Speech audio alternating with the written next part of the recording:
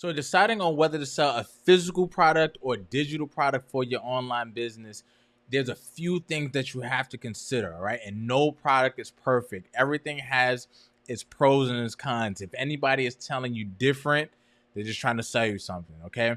So my online business for the past 8 years, we've sold both physical and digital products. And as a result, we've made over $1.1 million in revenue. Now, it comes down to about a 40-60 split, literally. So with our digital products, we've made about $430,000. And with our physical products, we've made the remaining $670,000 in revenue. So we know what we're talking about, right? I know what I'm talking about. I've sold both, and probably not at the highest levels, but I can give you some direction on where to go, whether you're deciding.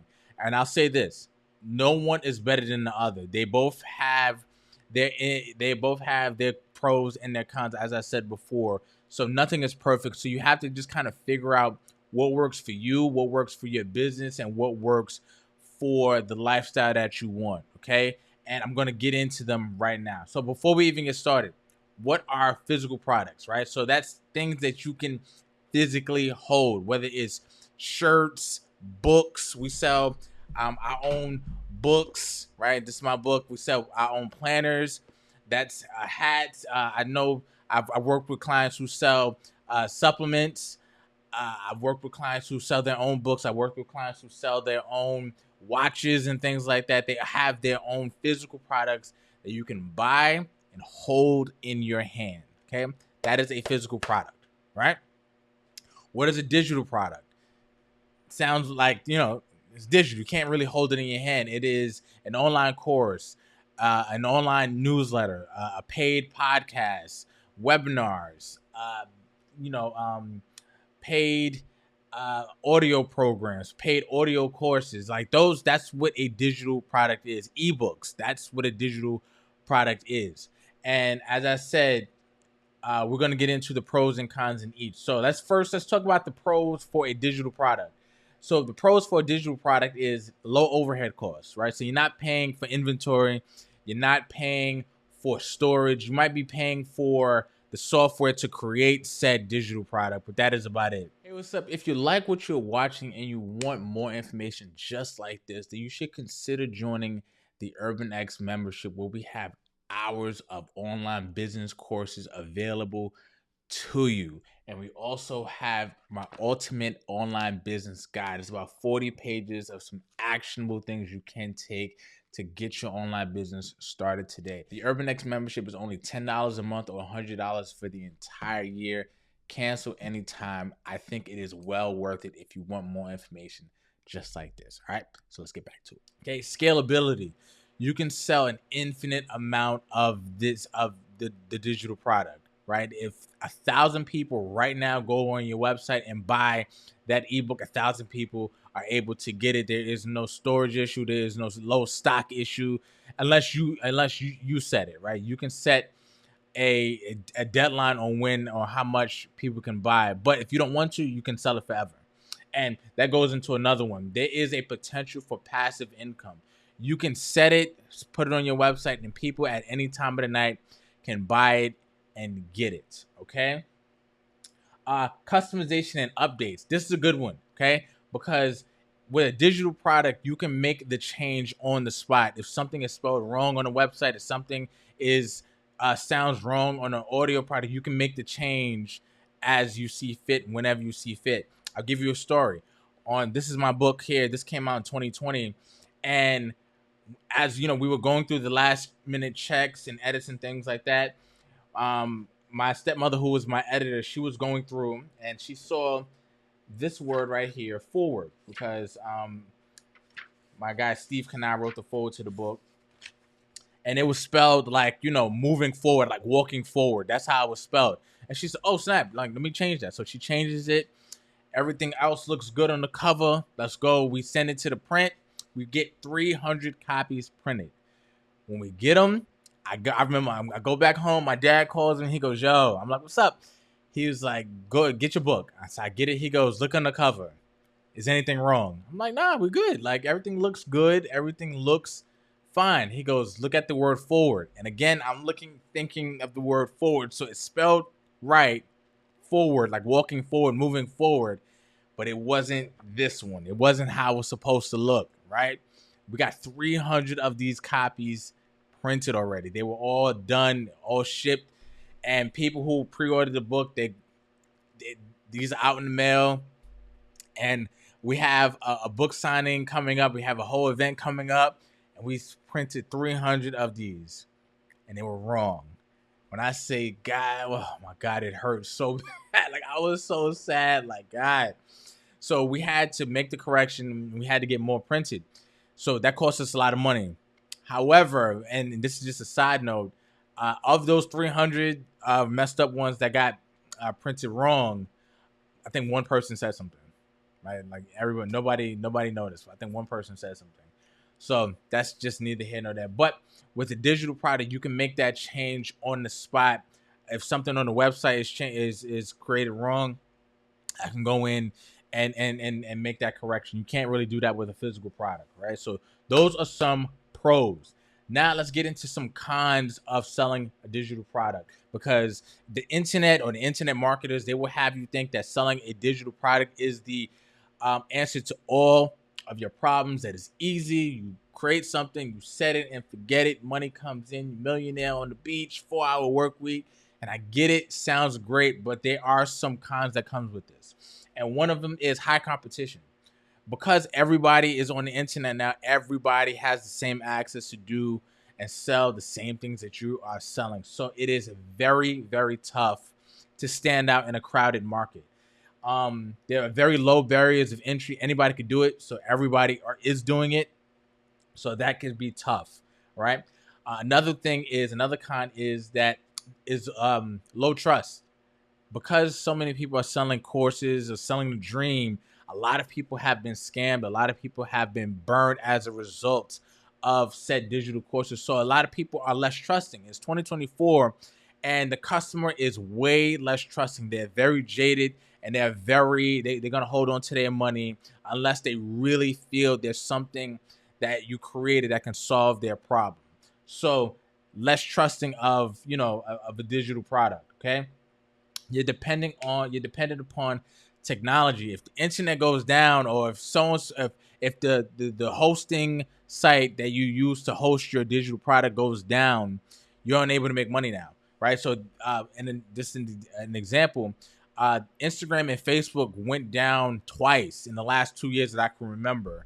And people whose business relied upon Instagram, not to say that they were selling a digital product, but if you rely upon technology for everything that you do, you're going to be at a disadvantage. So that is a con. Less perceived value than a physical product.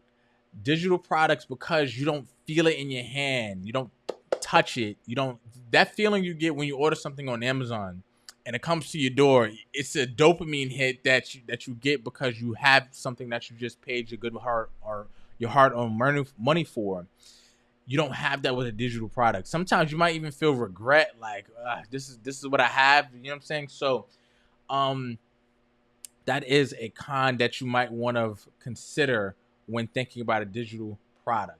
But like I said, the pros are there. They're really good pros, but there are some cons there. Like pros, you can make a lot of money without a lot of overhead, right? There is a great potential to make a lot of income with a digital product because you're not you're not stocking boxes of shirts, you're not stocking boxes of books in a storage house somewhere. You just, from your mind can create a product, and that is really dope. Okay. So now let's go to physical products. Okay. Some pros, tangible value. We just spoke about the opposite in the digital products. Tangible value, you feel like you got something worth your money. And as I said, now in 2024, the customer is way less trusting. So if they feel good about the purchase, they're likely to make another purchase. So that is something that is a pro in a physical product. Brand, it's easier to build a brand with a physical product as opposed to a digital product. Think about all of the big brands in the world. They really got there because of a physical product. Like the richest man in the world, I forget his name, but the one that owns Louis and all these high fashion brands, the fashion houses, he got there from physical product, from clothes, because people feel good when they buy something. Now, there are people who've gotten to that level of wealth and that brand, with digital products, like with software and stuff like that. However, it's a lot more volatile than a physical product. Okay. Another pro is you're less susceptible to piracy. It's harder to steal from a digital. It's harder to steal your idea from a physical product than it is a digital product. A digital product, I can just buy the course, take it, remix it myself, and put it up that same day. It's very difficult to do that with a physical product. It's done, but it's harder to do. Okay. Pricing flexibility, right? You're able to price based on the perceived worth of said physical product. If my book looks cheap, it's harder to if my book looks expensive, or if my shirt or hoodie looks and feels more expensive, it's easier to charge a higher price from it. An example is we were selling regular hoodies and regular shirts for a long time with my online business. Then we started selling a higher quality hoodie. It had an embossed design, so it just looked and it felt thicker. It felt the colors were a little bit more vibrant, so we were able to charge a higher ticket for it, and we made a lot more money from that product because the people who were buying our stuff even said, like, yo, this quality is unmatched. So this is crazy. So we were able to do that. So those are some pros with a physical product. Here are some cons now. Higher overhead costs, obviously, right? You have to buy the inventory. You have to buy the storage to hold the set inventory. You have to pay for shipping and handling. These are all things that you have to think about when you're thinking about, having a physical product. Logistics and shipping, as I just mentioned. Now, and that's not just shipping your stuff out. That's shipping the product to you. We've ordered things that got stuck at the port. We've ordered, our blank hoodies and our blank shirts that got stuck at the airport. I got lost. We didn't get entire packages, and people were waiting on their orders and things like that. So that is a con. Limited reach. With a digital product, you're able, if you're in New York City, you can sell a course or an ebook or whatever it is to somebody in the UK, to somebody in India without even blinking. With a physical product, international shipping can get expensive. It can eat into your margins. The margins for a physical product and a digital product is like night and day. It could be like 90-10 as a result. You know what I mean? Like you could get 90, probably 95% of that margin if your advertising costs are low when it comes to a digital product. When it comes to a physical product, you have to build in the price of the goods, of shipping, of what it took to make it and stuff like that. So it is different, okay? And it's harder to scale as a result of that, okay? Inventory risk, right? So you can be left with unsold product, and that happens all the time. You could buy a product that went really well last year around during that season, and this time around, another design or another SKU from your line did a lot better, but you don't have enough of that because you were prepared for something else. So that can become an entire mess. So, and it's harder for smaller businesses than it is with larger businesses because it's harder to manage. It's harder to kind of plan and predict some of those things. You don't have the data points that another large company might have when it comes to something like that. So those are the pros and cons when it comes to a physical or a digital business. I'm curious to see which you will choose. So if you had to choose today, let me know in the comments below. And I'll be excited to see what you go with and your reasoning as to why you would go with one or the other. If you want to learn more about online business, I created a 30-page free PDF download. It is my ultimate online business guide. I have 50 businesses that you can start ranging from $0 to $1,000 in startup money. It has a checklist for starting your online business. It has a list of tools and softwares that we have used for our online business.